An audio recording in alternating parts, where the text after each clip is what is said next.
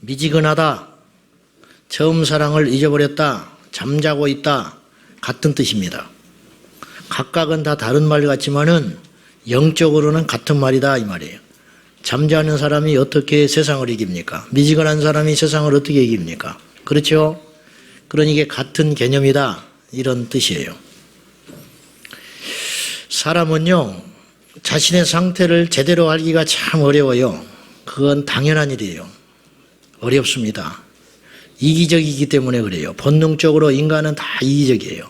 저도 이기적이에요. 정도의 차이만 조금 있을 뿐이지 사람은 다 이기적이에요. 그래서 자기 방귀 냄새는 냄새가 안 나는 거예요. 그래 안 그래? 나기는 나도 맡을만 해. 응? 자기 입냄새는 자기가 모른다니까. 그런데 다른 사람 허물은 금세 표가 나는 거예요. 사람은 전부 자기 중심적으로 살아가요. 이게 죄인의 특징이라. 천국은 그렇지 않아요. 그러니 이 잿덩어리가 예수를 만나가지고 말씀대로 살라니 얼마나 죽었어요. 그래서 날마다 전쟁이에요. 그래서 사도 바울 같은 분도 그렇게 기도 많이 하고 예수밖에 모르는 분도 오라 나는 공고한 자로다. 왜? 실패한다 이거예요. 때로는 내 안에 육신의 법이 성령의 법을 거스리고 있더라. 이런 말이에요. 자신을 제대로 아는 것이 축복입니다. 자신을 제대로 아는 것이 회개의 시작이에요. 그것이 축복의 시작이고 회복의 시작인데 라오디게아 교회는 그런 면에서 주님의 책망을 면할 수가 없습니다. 이들은 실제 미지근한 상태였어요. 주님이 볼 때는 미지근해. 근데 자기는 미지근한지를 몰랐어요. 미지근한지를 몰랐다는 말은 문제없다, 뜨겁다.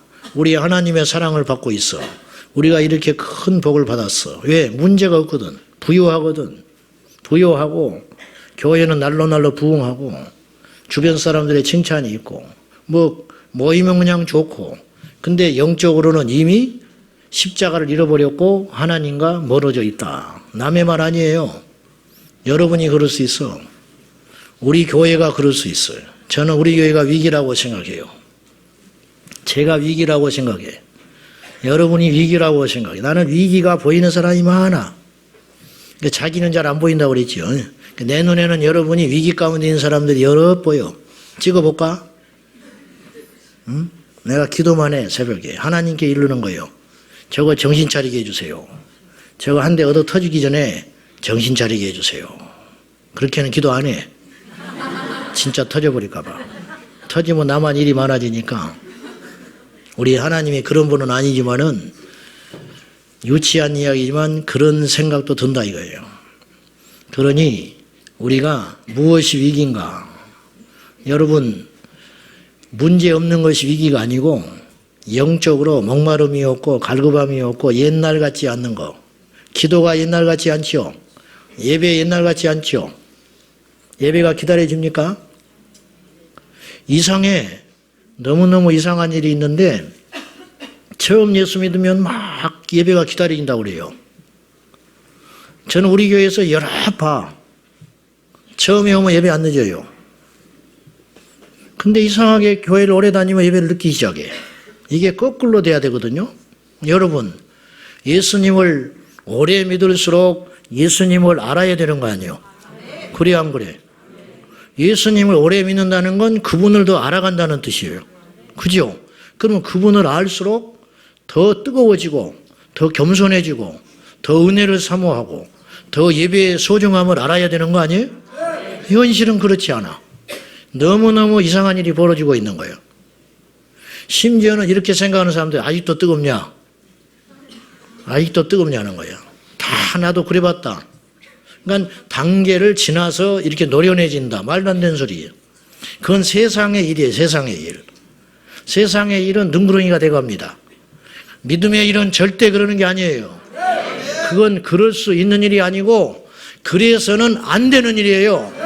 근데 현실은 그렇지 않다 이 말이에요.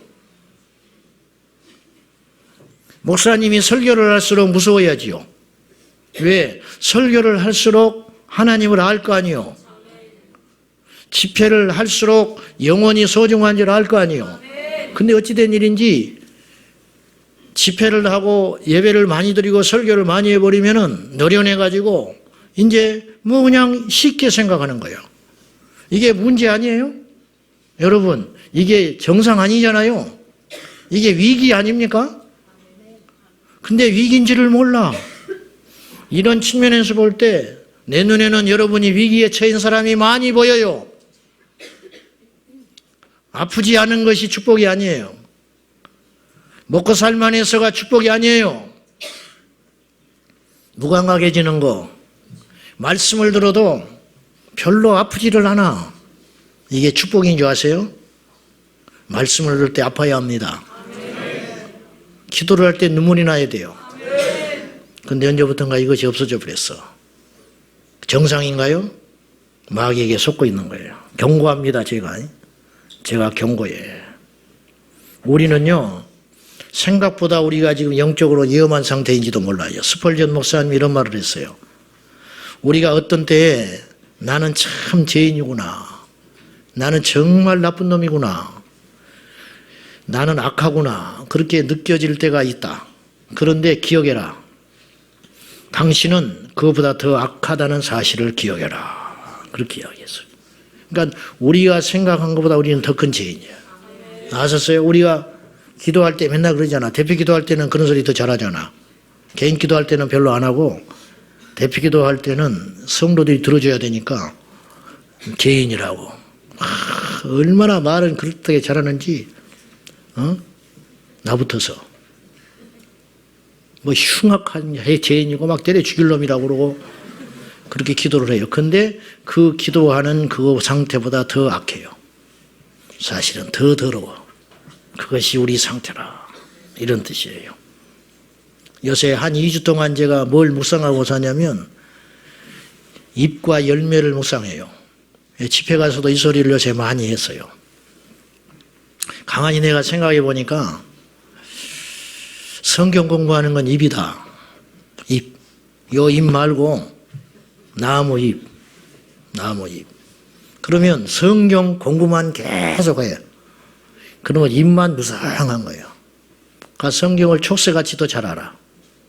근데 성경 공부를 끝난 다음에 아무것도 없어. 그러면 그 사람은 열매가 없는 거예요. 성경 공부하는 것 자체는 잎이에요. 셀 리더가 된 거는 잎이에요. 열매 아니에요.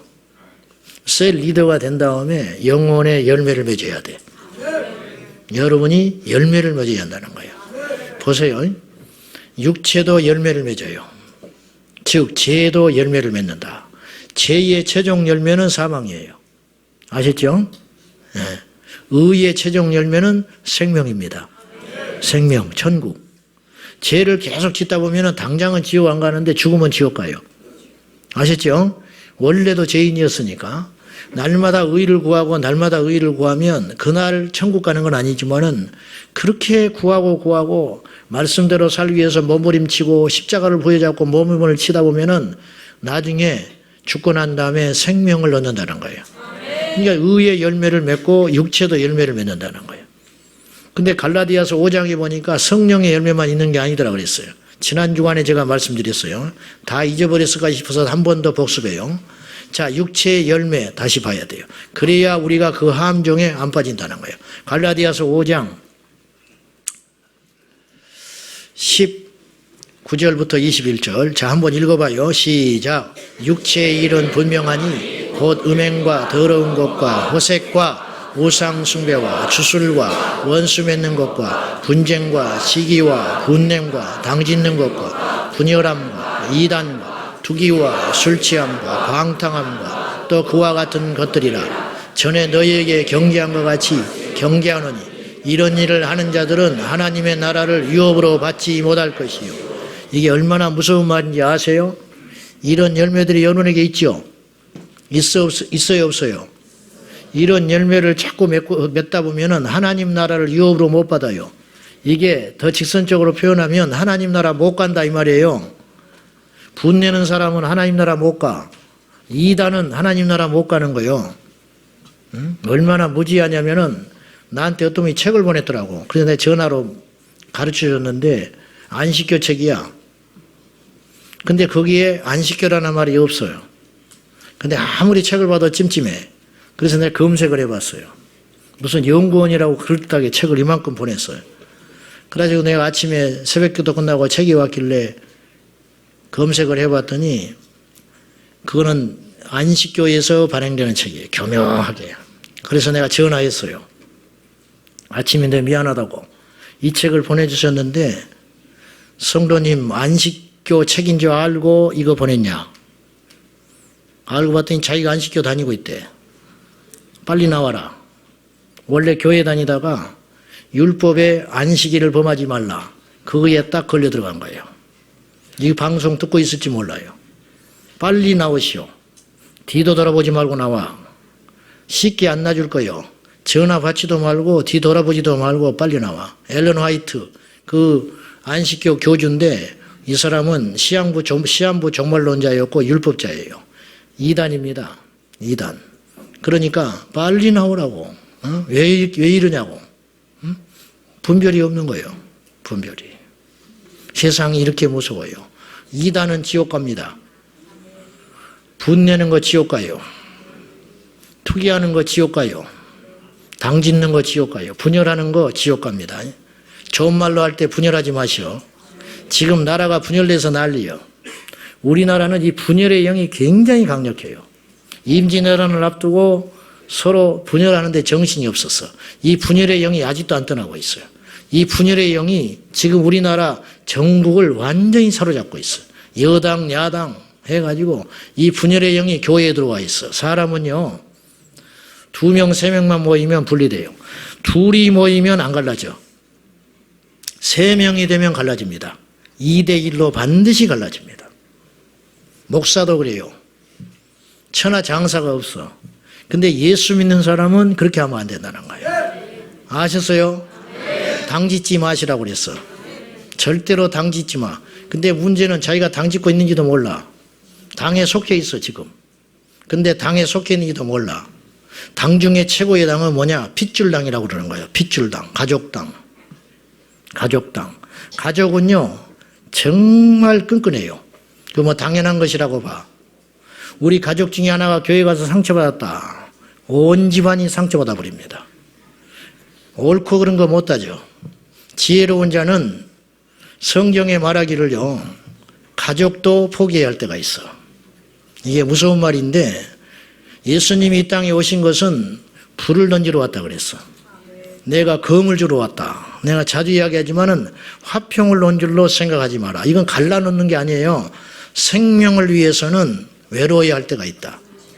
생명을 위해서는 온 가정이 뜯어말려도 가족이 그 길을 가야 할 때가 있어요. 주기철 목사님 사모님이 그랬어요.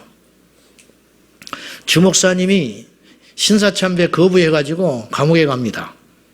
일제놈들이 얼마나 간악하고 잔인한지 해도 안 되니까, 고문을 해도 안 되고 회의를 해도 안 되니까 잠시 풀어줘요. 집에 가면 마음이 흔들릴까 봐.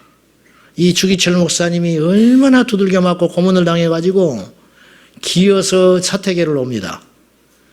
사모를 불러요. 근데 사모님이 문을 안 열어줍니다. 뭐라고 그러느냐? 내 남편 주기철은 올 자리가 아니라는 거예요. 왜 살아서 왔냐는 거예요. 아니라는 거예요. 내 남편은 여기, 내가 아는 내 남편 주기철은 여기 올 사람 아니라는 거예요. 돌아가요. 그래서 순교해요. 그때 받아줬으면 주기철 목사님은 배교하는 거예요. 여러분, 믿음의 눈으로 봐야 돼요. 무조건 남편 편 들고 아내 편 들고 자식 편 들은 거 아니에요. 틀린 건 틀린 거예요. 내가 팔불출 같은 소리 하나 할게요. 팔불출 같은 소리. 제 아내가 1년에 한두 번은 일부 예배 끝나면은 쪽지를 가지고 옵니다. 그러면 겁이 나. 쪽지를 들고 나한테 와가지고 일부 설교를 딱 듣고는 왜 이렇게 이야기하냐는 거예요. 이걸 왜 이런 식으로 표현을 하냐는 거예요. 솔직히 기분 나빠요. 기분 나빠.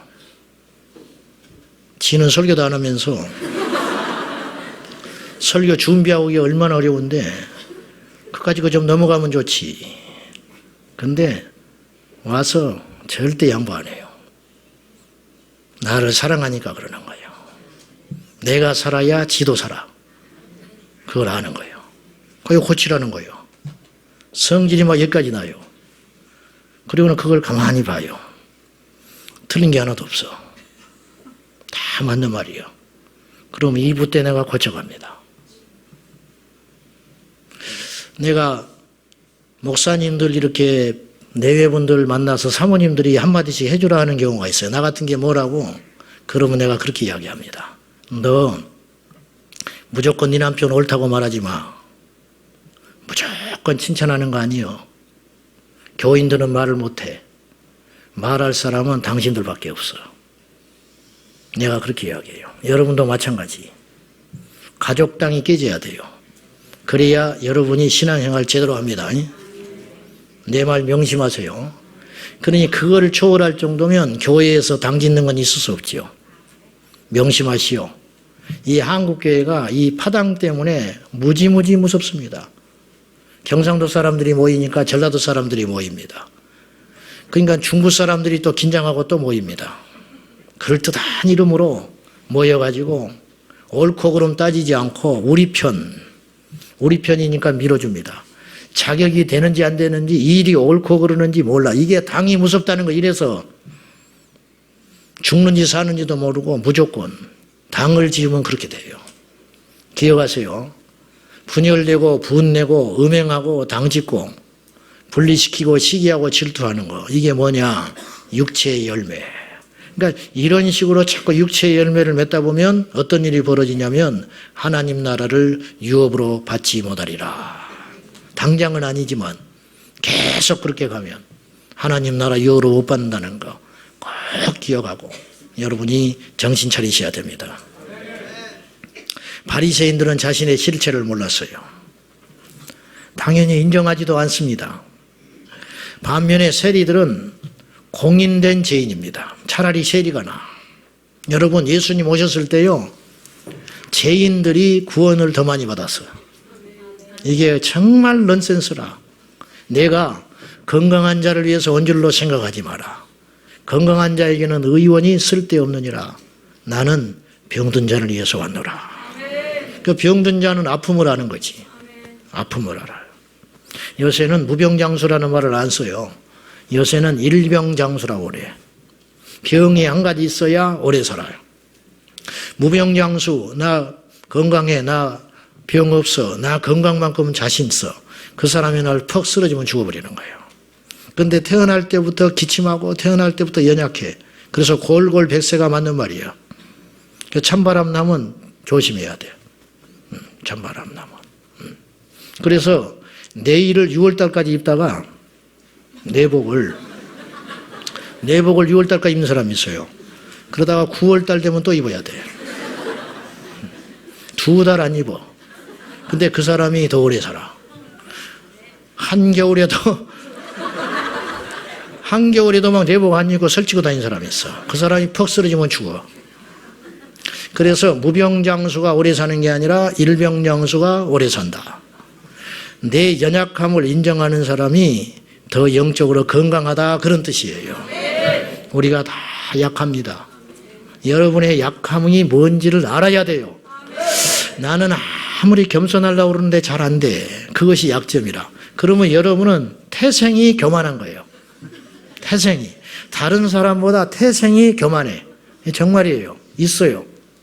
예수 안 믿어도 우리보다 겸손한 것들 많아. 학교 다닐 때. 그죠?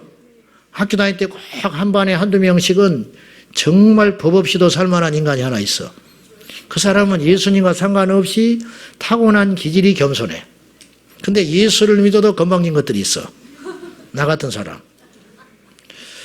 예수를 안 믿어도 깨끗한 사람이 있어요. 영은 더럽지만 더러운 걸 잘 안 봐. 가까이 안 가. 근데 예수를 믿어도 피가 더러운 사람이 있어. 예수를 믿어도. 무슨 말인지 알아요? 예수를 안 믿어도 차분한 사람이 있어요. 근데 예수를 믿어도 막 흥분하는 사람이 있어. 들떠가지고. 가지고 놀자 그러면 막 끝까지 놀려고 하고, 막 체육대도 끝까지 하려고 하는 사람도 있고, 막 이런 사람이 있어. 그러니까 그런 기질들이 있다 이거예요. 그걸 여러분이 알고 있어야 돼요. 나는 그런 사람이구나. 그런 사람이기 때문에 이것을 주의 제단 앞에 가서 계속 인정하고 내려놓는 거예요. 그래야 성령이 여러분을 간섭해요. 나의 연약함을 아는 거. 나는 무식해. 나는 못 배웠어. 나는 지혜가 없어.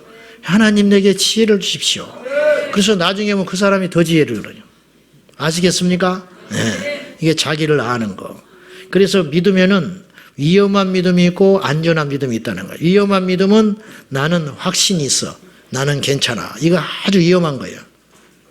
나는 안전해. 안전한 믿음이라는 건 뭐냐면 나는 부족하다. 나는 이 상태로 살면 큰일 나. 나는 하루도 기도 안 하면 안 돼. 나는 나를 너무 잘 알아. 요새 내가 기도를 안 했더니 또 내가 이렇게 무너지고 있어. 이 사람이 안전한 믿음이에요. 근데 이 위험한 믿음은 그런 생각 자체를 하지 않아. 그래가지고 하나님이 자기를 지켜준대. 지는 아무것도 안 하면서.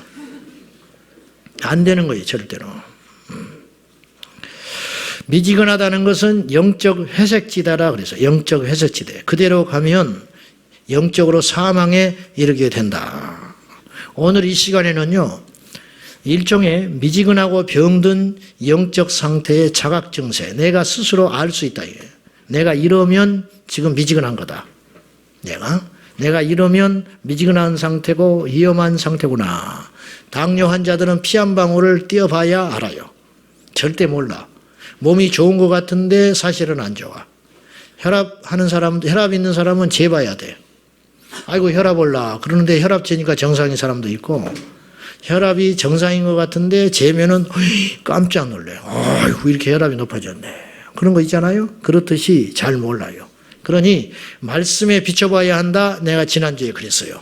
그러니까 말씀에 비춰보니까 내가 육체의 열매를 맺고 있구나. 그거 내가 위기구나. 내가 잘못됐구나. 하나님의 말씀은 칼이라. 그래서 내 영혼을 수술하는 거예요. 금요일마다 수술하는 거예요, 여러분. 주일날 교회 와서 수술 받는 거예요. 수술 받아야 삽니다. 아프지요. 근데 아파야 살아. 할렐루야. 아파야 산다. 병이 들면 대부분 자각 증세가 있어요. 이걸 통증이라고 그래요. 통증. 이 증세가 뭐냐? 첫째, 신앙이 미지근한 상태가 되어서 위험한 상태가 되면, 미지근하다라는 말은 이것도 아니고 저것도 아니다 이 말이에요. 그죠? 식어버린 커피 먹지 않습니다. 차라리 냉커피를 먹지 미지근한 커피 못 먹는 거예요. 하나님을 향한 진지함이 사라진 상태를 미지근하다 이렇게 볼 수 있어요. 아까 내가 서두에 말한 것처럼 예배가 별로 심각하지를 않아. 여러분, 하나님 앞에는 아무리 심각해도 과하지 않아요. 왜 그런지 아세요? 생명이니까. 생명은요, 한 번 실수하면 죽는 거예요. 아시겠습니까? 이 사격 훈련하는 사람은 100번, 1000번 해도 할 때마다 긴장하는 거예요. 할 때마다. 아이고 1000번을 했는데 뭐 이까짓 거 총 질질 끌면 반드시 사고 나요. 그래서 사격 훈련하기 전에 제일 고된 훈련을 시키는 거예요. 왜냐? 정신 바짝 차리라고. 사격과 상관없는 온갖 훈련을 다 시켜요. 트집 잡아가지고 막 기합을 줘. 그래가지고 딴 생각 못하게, 장난 못하게, 옆 사람 못 쳐다보게. 영적으로 우리도 마찬가지라는 거예요. 팽팽하게 날마다 긴장하고 있어야 죄를 분별하는 거예요. 팽팽하게 긴장하고 있어야 악한 영의 역사가 분별이 되는 것이고 자기 자신을 바로 알게 되는 거예요. 근데 긴장감이 없는 거예요. 긴장감이 없으니까 전쟁터에 가서 장난하고 있는 거예요. 퍽퍽 동료들이 죽어가고 있는데 자기가 지금 얼마나 영적으로 위험한 상태인지를 모른다 이 말이에요. 우리가 하나님의 임재 앞에 있다는 의식이 없어져요. 하나님의 임재 앞에 있다는 의식이 없어져. 이사야서 6장 5절입니다. 한번 봐요. 다 같이 시작. 망하게 되었도다. 나는 입술이 부정한 사람이요 나는 입술이 부정한 백성 중에 거주하면서 만군의 여호와이신 왕을 배웠음이로다 하였더라. 이사야가 하나님의 임재 앞에 있었는데 이미, 근데 자기는 몰랐어요. 근데 환상을 보고 나니까 알게 된 거예요. 하나님 앞에 우리가 항상 있는 거예요. 누구와 말을 할 때 하나님이 계셔요. 더러운 말을 할 때 하나님이 계셔. 근데 자기는 몰라. 하나님을 피할 때가 어디가 있습니까? 그래야 안 그래요? 하나님 피할 때가 어디가 있어? 여러분 혼자 운전을 하고 할 때도 하나님은 계셔. 근데 이런 의식이 없는 거예요. 근데 우리가 하나님께 은혜를 받고 성령으로 충만하면요, 혼자 있을 때도 의식이 돼. 그럼 뭐가 정상이냐는 거예요. 뭐가? 이사야가 하나님의 임재 앞에 있다는 엄중한 사실을 알게 되는 거예요. 여러분이 예배할 때 히브리서 11장 6절에 이 말씀을 꼭 기억하라고 그랬어요. 하나님께 나오는 자는 반드시 그가 계신 것과 하나님이 계시다니까. 이 자리에 하나님이 계셔요. 우리가 주의 일을 할 때 하나님이 계시다니까. 근데 하나님의 앞에서 우리가 어떻게 분란을 일으키며 분열을 일으키며 미워하고 시기하고 질투하냐고 말이요. 귀에 딱지 않게 이야기해도 못 알아들어. 응? 귀에 딱지 않게 이야기해도. 이 시대 우리의 문제는 영적인 진지함이 너무 사라지고 있다는데 제일 큰 문제라고 나는 봐요. 즉 하나님을 두려워하지 않아. 편하기는 한데 무게가 없어요. 시끄럽기는 한데 역사가 안 일어나. 안 일어나. 좋기는 한데 간격이 없어. 뭔가 요란스러운데 아무 일도 안 일어나. 구원도 안 일어나고 회개도 안 일어나고 역사도 안 일어나. 그냥 모이는 거예요. 그냥 모여. 그냥 부흥회하는 거예요. 부흥회를 끝나면 뭔가 역사가 일어나야 돼. 근데 올해 그냥 행사니까 부흥회 한번 해보는 거예요. 안 하면 허전하니까. 이게 문제지요.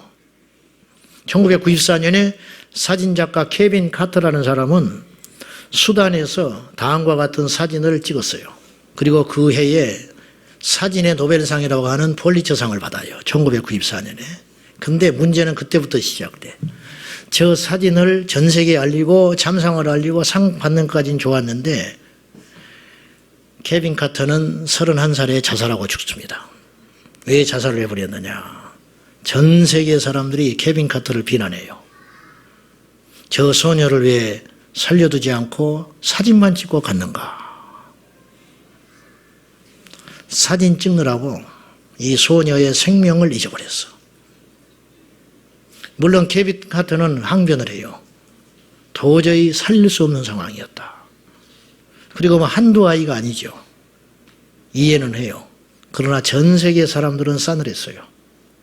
너의 사진 찍는 것에 창념하느라고 어린 소녀를 죽인 간접살인을 했다. 저 소녀는 케빈 카터가 떠난 다음에 독수리밥이 됐습니다. 그리고 그는 그 비난을 감당하지 못하고 스스로 젊은 나이에 유망한 사진작가가 죽어버렸어요. 법으로는 죄가 아니지만은 도덕적으로는 죄인인 거예요.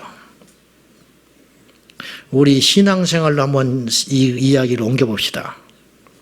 예배 때 늦지 말라 그랬어요, 제가. 예배 시간에 잡담하지 말라 그랬어요. 찬양할 때 구경만 하고 있는 거 죄는 아닐지 모르나 죄입니다. 이미 예배가 시작되면서도 불구하고 밖에서 사람들과 차를 마시고 담소를 나누는 사람이 있어요. 어느 교회든지요, 제가 집회를 가보면은 거의 모든 교회가 예배당 앞에 써 있는 경고문이 있습니다. 신천지 출입금지. 그게 붙어 있고요. 또 하나 뭐가 있냐면 예배 시간에는 핸드폰을 끄시오. 그리고 음료를 가지고 들어오지 마시오. 모든 교회가 그것이 붙어 있어요. 왜냐? 안 지켜지니까. 안 지켜져. 그 2시간, 1시간 남짓한 그 목마름을 참지를 못해.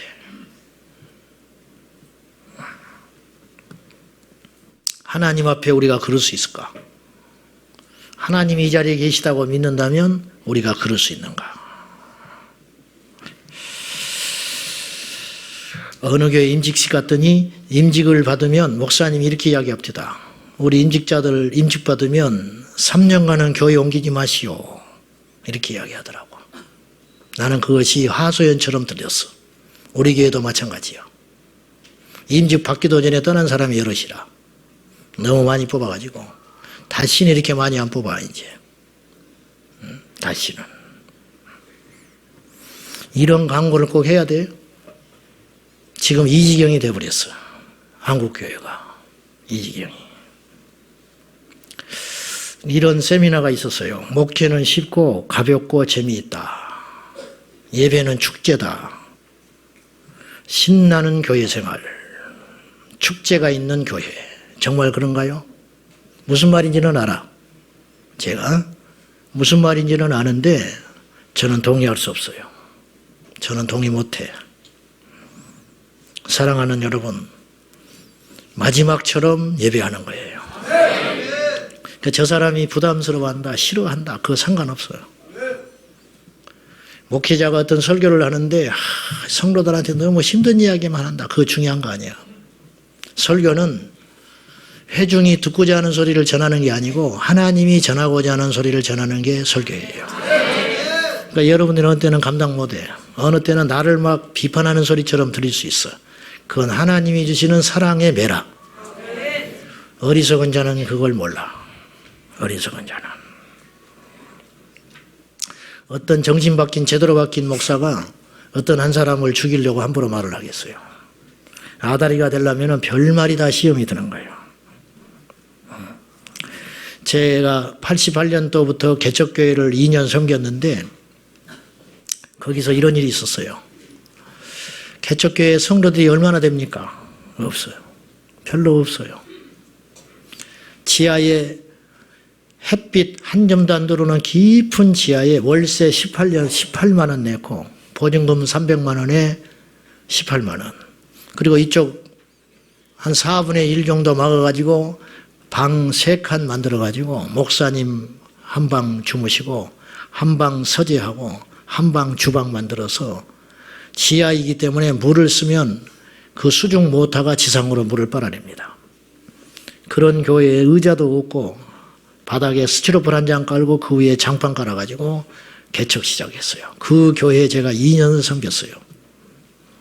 전도사 아닌 전도사로 신학생 시절 때. 근데 수요일마다 다른 교회 주일날 다니시는데 어떤 백발이 하얀 환한 미소를 짓고 권사님 좀 되는 것 같아, 눈치가. 그분이 수요일마다 교회를 와요. 그 한 영혼이 얼마나 귀하고 소중한지 이루 말할 수가 없어. 근데 와서 예배를 빙긋이 웃으면서 예배를 잘 드려요. 무서워서 우리가 물어보지를 못해. 어디서 왔냐 어찌냐 부담스러워서 안 올까 봐. 숨을 죽이면서 그분의 눈치를 살살살 잡히면서 그러면 이제 근데 어느 날 한 달쯤 예배를 드리다가 한 주 빠져요. 그러면 온갖 생각이 다 들어. 우리가 다 비상이라 뭐가 시험 들었을까? 뭐가 섭섭했을까? 그럼 그 다음 주에 또 한 주쯤 지나면 환하게 와서 웃고 와서 앉아가지고 귤 한 봉다리 샀다가 사가지고 사택에다가 살짝이 넣고 가고 뭐 고기 한 건 사다가 살짝이 넣고 가고 이분이 멜기세덱이라 어디서 왔다 어디로 가는지 이름이 뭔지 어느 교회를 다니는지 어디서 사는지를 몰라. 물어보지를 못해. 좀 이제 적응해야 물어보는 거죠. 그렇게 한 3개월을 예배를 드려줬어요. 나는 드려줬다고 표현해. 개척교회를 드려준 거야, 예배를. 근데요, 그 다음 주에 안 와. 그래서 가끔 한 주씩 빠졌기 때문에 이제 또 그 다음에 오시겠지. 근데 한 달이 지났는데 안 나타나. 그래서 우리가 마음이 영 허전한 거예요. 무엇 때문에 그랬을까? 뭐이 섭섭할까? 근데 어느 날 수요일 날 젊은 부부하고 애들하고 검은 옷을 입고 나타났어. 이분이 알고 보니까 교회 권사님이신데 자기 어머니야. 어머니였는데 암 투병을 하고 계셨어요. 근데 장례를 치렀습니다. 돌아가시기 전에 우리 교회를 이야기했다는 거예요. 자기가 죽고 나면 그 교회에 가서 은혜 받았다고 인사하라고 그랬다는 거예요. 가지고 이분들이 수요일 날 나타난 거예요. 한 3개월간 이분이 예배를 드렸는데 내가 그때 큰 충격을 받았어요. 이분이 아픈지 몰랐어요. 인상도 안 찌푸리고 아프다고 말도 하지 않고 근데 내가 이런 생각을 한 거예요. 이분은 시한부 인생을 사셨어요. 그 한 번의 예배가 이분에게는 어떤 의미가 있었을까? 자기는 알아. 몇 번 예배 남았구나. 몇 번 주일 남았구나. 그거 알고 까먹고 있는 거예요. 그분의 예배와 우리 예배는 달라요. 근데 아십니까? 우리가 다 시한부라는 거? 우리만 모를지 우리가 다 시한부예요. 어디서 무슨 일을 만날지 몰라요. 그래서 오늘 예배가 제가 마지막 설교일 수 있고 마지막 여러분이 찬양일 수 있어요. 그래도 우리가 이렇게 할 수 있을까요? 사람이라는 거는 이런 긴장감이 있어야 한다는 거예요. 예수 믿는 사람만 좌우로.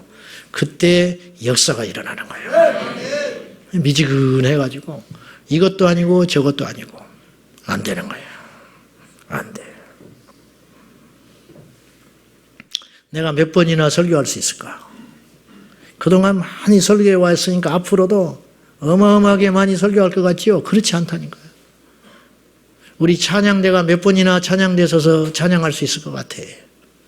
근데 그 한 번의 찬양을 소홀히 하면 안 되지요. 한 번의 설교를 소홀히 하면 안 되겠지요. 한 번의 헌신을 소홀히 하면 안 되지요. 여러분, 그것을 회복하시기를 축복합니다. 이게 율법입니까? 저는 사랑이라고 봐요. 이것이 사랑이에요. 주님을 향한 사랑. 어찌 이걸 율법이라고 이야기합니까? 이걸 어찌 행위라고 이야기를 합니까? 자, 오늘의 결론. 그럼 어떻게 해야 하냐? 어떻게 해야죠? 우리도 보는 채 이렇게 미지근해 있다면 어떻게 해야 되냐? 첫째, 오늘 말씀 봐요. 18절. 다 같이 시작. 내가 너를 권하노니 내게서 불로 연단한 금을 사서 부유하게 하고 흰옷을 사서 입어 벌거벗은 수치를 보이지 않게 하고 안약을 사서 눈에 발라 보게 하라. 여기서 계속 반복되는 말이 하나 있습니다. 뭐지요? 뭐요? 읽은 거요? 사라. 에? 사서. 사라.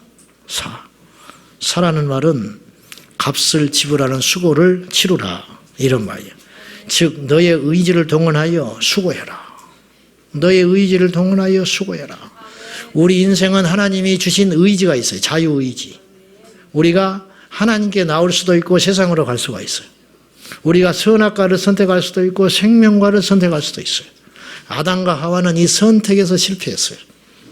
우리 인생은 선택의 연속인데 금을 살 것인가 세상을 살 것인가, 안약을 살 것인가 세상을 살 것인가, 영원한 것을 살 것인가 일시적인 것을 살 것인가, 하늘을 택할 것인가 땅을 선택할 것인가, 나를 선택할 것인가 이웃을 선택할 것인가, 내 육체를 생각할 것인가 내 영을 생각할 것인가, 말씀을 따라 선택할 것인가 내 순간의 기쁨을 위해서 선택할 것인가, 십자가를 선택할 것인가 세상의 내 명예를 선택할 것인가, 이런 갈림길에서 우리가 수없이 우리가 살아간다는 것이죠. 성경은 우리에게 분명하게 이야기해요. 사라. 금을 사. 흰옷을 사. 그리고 안약을 사. 그것이 지혜로운 것이다. 금을 사라는 말이 뭘까? 금은 성경의 믿음으로 표현을 해요. 주님이 원하시는 믿음은 어떤 믿음이에요? 금은 변하지 않는 것에 가치가 있는 거예요. 수천 년 전에 발견된 금가락지가 지금도 여전히 똑같은 가치가 있어요. 쇠는 가치가 없어요. 녹아버리니까. 금은 수천 년이 흘러도 금이에요. 조금만 닦아내면 금이 되는 거예요. 그래서 가치가 있는 거예요. 변하지 않기 때문에 가치가 있는 거예요. 금을 사라라는 말은 믿음인데, 즉 변치 않는 믿음을 사라. 흔들리는 건 믿음이 아니에요. 하나님을 믿는다면 죽을 때까지 믿는 거예요. 할렐루야. 하나님을 믿는다면 죽을 때까지 믿는데, 그분을 믿다가 풍파가 옵니다. 그분을 믿다가 핍박이 옵니다.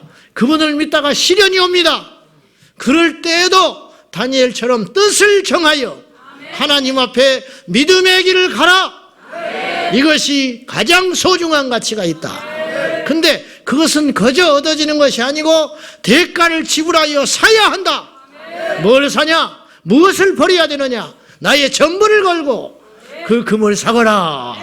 흰옷을 사라. 흰옷은 거룩함이에요. 거룩하기 위해서 포기할 게 너무 많아요.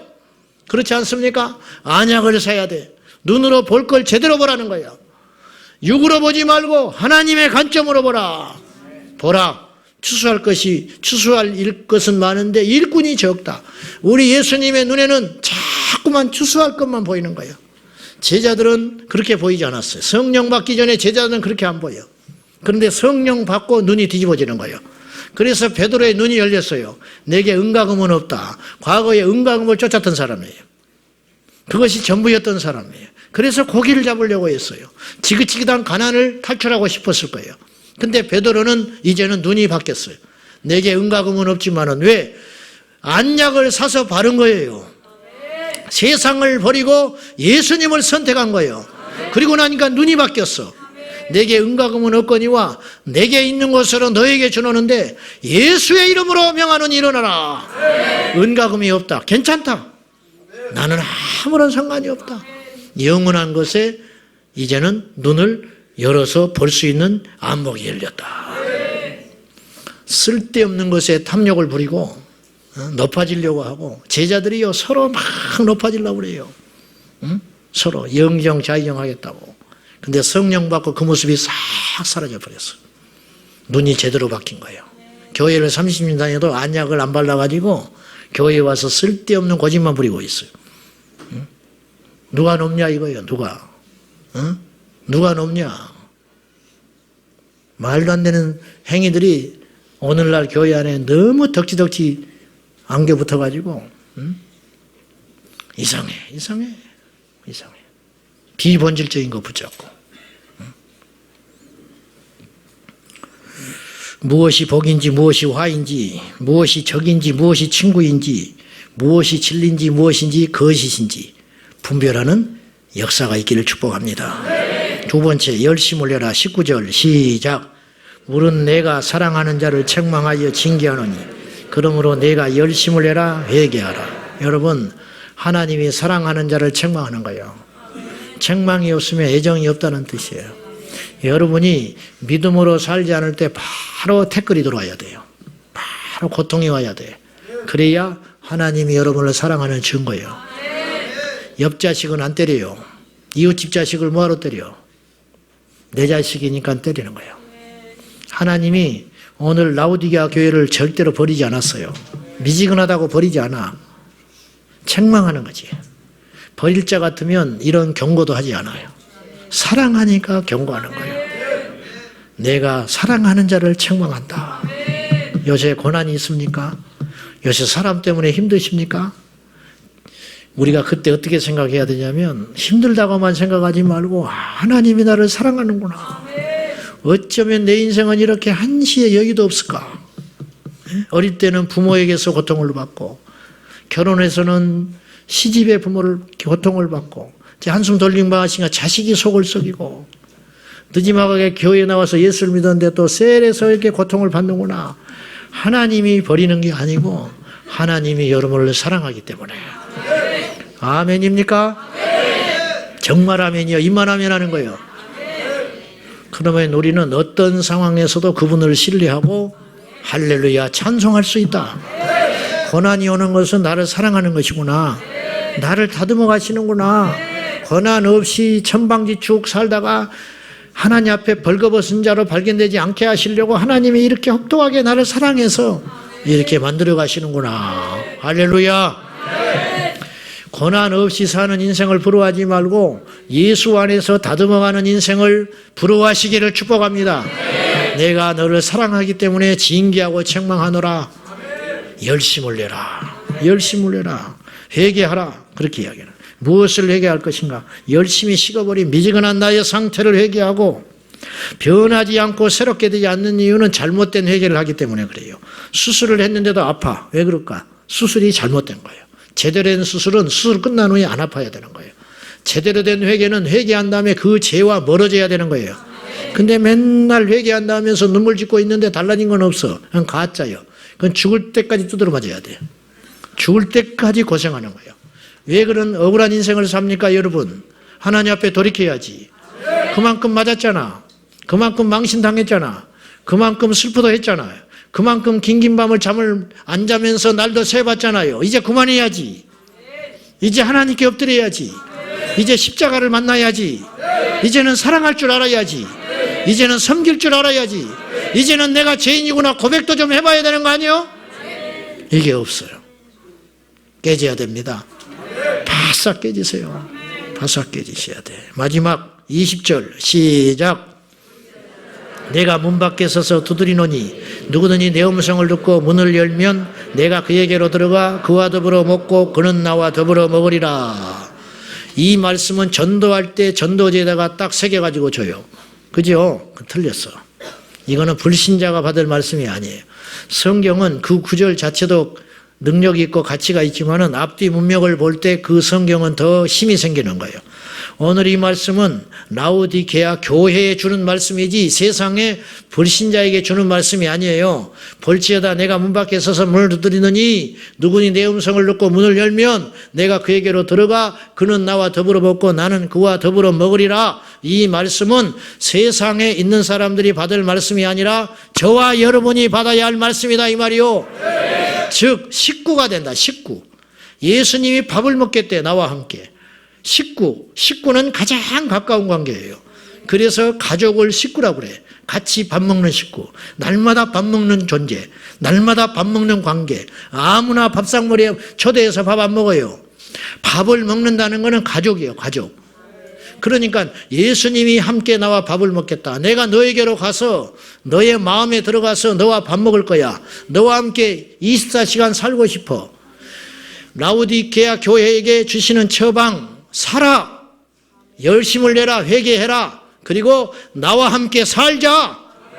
그러면 뜨거워진다는 거야. 그러면 회복이 된다는 거야. 할렐루야. 주님과 함께 살아라. 24시간 주님과 함께 사는 거지. 집안에 식구가 들어와 있어요. 집안에 식구가 들어와 있으면 내 삶의 패턴이 달라져 버린다니까요. 혼자 있을 때하고 패턴이 달라져.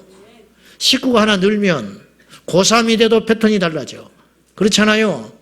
집에 누가 있으면 같이 밥 먹는 식소리 하나 늘어나면 나의 패턴이 완전히 달라진다니까요. 살 때도 달라지고 밖에서 보내는 시간도 달라져. 24시간 묵상해. 24시간. 내 집에 있는 그 존재를 24시간 의식하고 나도 모르게. 지금 여러분 몸은 여기 있지만 여러분의 마음을 사로잡고 있는 뭔가가 있지요. 그것이 여러분 안에 주인이라. 이것이 여러분의 식구라. 식구. 그러니까 잠을 잘 때도 생각나고 일어날 때도 생각이 나고 밖에 나가서도 일을 할 때도 생각이 나는 그 존재가 있는데 그 생각나는 존재를 예수님으로 바꾸라는 거예요. 예수님으로. 왜? 우리 마음속에 예수님이 계시니까. 할렐루야. 나도 노래하려고 그래요. 내가 맨날 교회를 묵상하고 살아. 교회를 묵상하고 산 지가 수십 년이 됐어. 여러분이 뭘 묵상하고 살아요? 여러분이. 그 묵상하는 존재를 예수님이어야 한다는 거예요. 예수님. 예수님이 나를 볼 때 만족하면 되는 거지. 근데 우리 현실은 그렇지 않다는 거예요. 이것이 회복되어야 우리가 시험에 들지 아니하고 진짜 강한 자가 될 수 있다는 거예요. 진짜 기뻐할 수 있어요. 사도 바울은 빌립보 감옥에 로마 감옥에 갇혀서도 빌립보 교회 성도들을 향하여 기뻐해라. 내가 다시 말하노니 기뻐하라. 왜? 그는 감옥에 있는 게 아니에요. 그는 예수님과 함께 있는 거예요. 예수님과 함께. 그래서 그는 이길 수 있었어요. 세상 천지를 다 지배해도 예수가 없는 인생은 날마다 근심하고 불안하고 사는 것이지만은 다 빼앗겨버려도 여러분 고생도 몇십 년만 하면 돼. 할렐루야. 좋은 것도 몇십 년 지나면 끝나. 우리 주님 앞에 섰을 때 어떤 존재인가 평가받는 것, 그것이 중요한 줄 알고 하루하루를 소중하게 여기시고 세월을 아껴서 분초를 예수님과 온전히 동행하는 저와 여러분 꼭 되시기를 축복합니다. 하루아침에 안 되겠지요. 끊임없이 대가를 지불하셔야 돼. 사야 한다니까.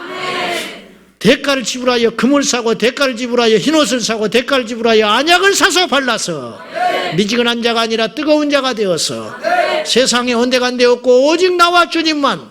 할렐루야. 부자를 봐도 아무렇지도 않고 가난한 자를 봐도 아무렇지도 않고 시련이 와도 아무렇지도 않고 기쁨이 와도 아무렇지 않는 완전한 예수화, 예수님이 나와 함께하는, 예수님이 나를 지배하고 내가 그분 안에 있고 그분은 내 안에 있는 이런 역사가 날마다 계속되기를 주님의 이름으로 축원합니다. 할렐루야. 다음 주 올 때까지 승리하십시오.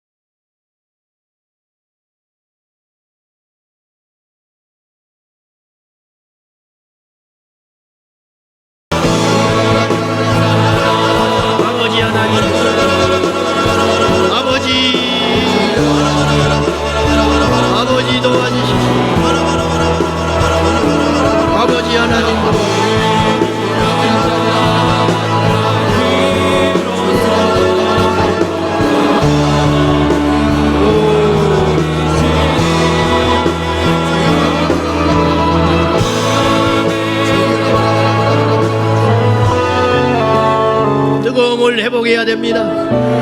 하나님 아버지, 열심을 회복하게 하시고 회개하여 우리의 상태를 바로 분별하게 하시고, 우리는 이기적이고 우리 중심적이어서 항상 나는 괜찮은 것 같은 착각에 빠질 때가 많습니다.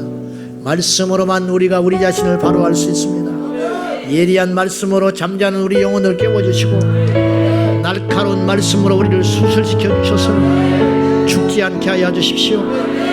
세상으로 가지 않게 하여 주십시오. 마지막에 예수님 버리는 일 없도록 도와주십시오.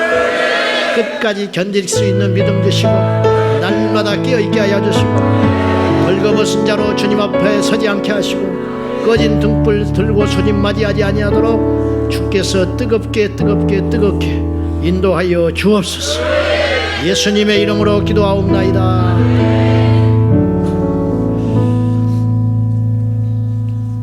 우리 말씀 기억하며 힘차게 우리 박수 치며 또 찬양하겠습니다. 볼길 같은 성신여, 같은 성신여, 간구하는 우리에게 지금 강림하셔서 영광 보여주소서. 성령이 임하사 내 영혼의 소원을 만족하게 하소서. 기다리는 우리에게 불로 충만하게 하소서. 한 번 더. 불길 같은 성령여, 간구하는 우리에게 지금 강림하셔서 영광 보여주소서. 성령이 임하사 내 영혼의 소원을 만족하게 하소서. 기다리는 우리에게 불로 충만하게 하소서. 주의 재단 우리의 우리 몸과 영혼과 우리 가진 모든 것 지금 바치옵니다. 성령이 임하사 내 영혼의 소원을 만족하게 하소서. 기다리는 우리에게 불로 충만하게 하소서. 모든 것 다 바치고 피고린 맘 안에 성령 충만하도록 주여 채워주소서. 성령이 임하사 내 영혼의 소원을 만족하게 하소서. 기다리는 우리에게 불로 충만하게 하소서. 구속하신 주께서 약속하신 성령을 믿고 간구하오니 지금 내려주소서. 성령이 임하사 내 영혼의 소원을 만족하게 하소서. 기다리는 우리에게 불로 충만하게 하소서. 할렐루야. 예전 우리 믿음의 선배들은 이 곡 하나로 1시간 2시간 예배했습니다. 불을 달라고 여러분, 그 심령이 우리가 회복되길 주의 이름으로 축복합니다. 하나님께서 우리에게 때로는 의지적 신앙을 요구하실 때가 있습니다. 네 믿음으로 발휘될 때 내가 성령을 붓겠다, 네가 이것을 믿느냐 요구하실 때가 있습니다. 하나님이 가사대로 이루어지게 하여 주시옵소서. 우리 예전 찬양할 때 얼마나 힘차게 찬양했습니까? 손바닥 치면서 피나는 분도 제가 봤습니다. 하나님, 그렇게 사모하는 심령을 부어 주시옵소서. 우리 한번 힘차게 우리 박수 치며 찬양합니다. 볼길 같은 성령, 간구하는 우리 지금 강림하신 영광 보여주소서. 성령이 임하사 우리 영의 소원을 만족하게 하소서. 기다리는 우리 불로 충만하게 하소서. 불길 같은 주 성령, 간구하는 우리에게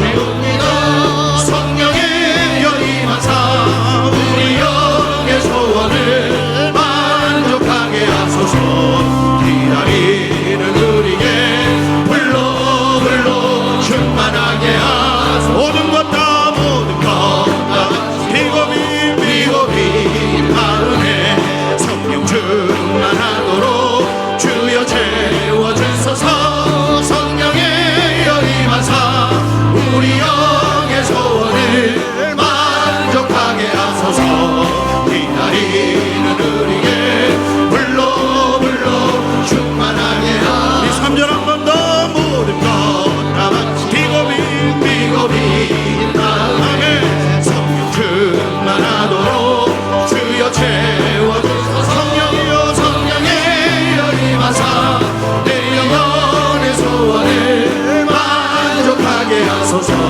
기다리는 우리의 불로 충만하게 하소서. 구속하신 주께서 하신 주께서 허락하신 성령을 믿고 간구하오니 아멘. 지금 내려주소서. 성령이여 임하사 우리 영의 소원을 만족하게 하소서.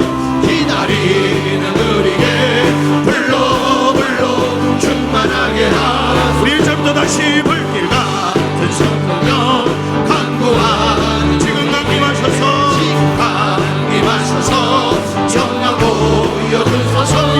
성령이여 임하사 우리 영의 소원을 만족하게 하소서. 기다리는 우리에게 불로 충만하게 하소서. 주의 재단 우리의 우리 몸과 영혼과 우리 가진 모든 것 지금 바치옵니다. 성령이여 임하사 우리 영의 소원을 만족하게 하소서. 기다리는 우리에게 불로 충만하게 하소서. 모든 것 다 모든 것 다 바치고 비오빈 마음에 성령 충만하도록 주여 채워주소서. 성령이여 임하사 우리 영의 소원을 만족하게 하소서. 기다리는 우리에게 불로 충만하게 하소서. 구속하신 구속하신 주께서 약속하신 성령을 믿고 간구하오니 지금 내려주소서. 성령이여 임하사 우리 영의 소원을 만족하게 하소서. 기다리는 우리에게 불로 충만하게 다시 한번 더 구속하신 구속하신 주께서 약속하신 성령을 믿고 간구하오니 지금 내려주소서. 성령이여 임하사 우리 영의 소원을 만족하게 하소서. 기다리는 우리에게 불로 충만하게 하소서. 우리 한번 더 구속하신 구속하신 주께서 약속하신 성령을 믿고 간구하오니 지금 내려주소서. 주소서. 성령이여 임하사 우리 영의 소원을 만족하게 하소서. 기다리는 우리에게 불로 충만하게 하소서. 우리 두 손 높이 들고 성령이여 임하사 우리 영의 소원 내 영의 소원을 만족하게 하소서. 만족하게 하소서. 기다리는 우리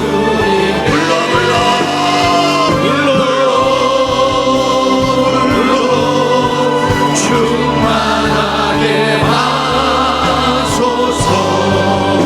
할렐루야. 주의 불을 기다리십니까? 주님 말씀대로 기다린 자에게 오시겠다 말씀하셨습니다.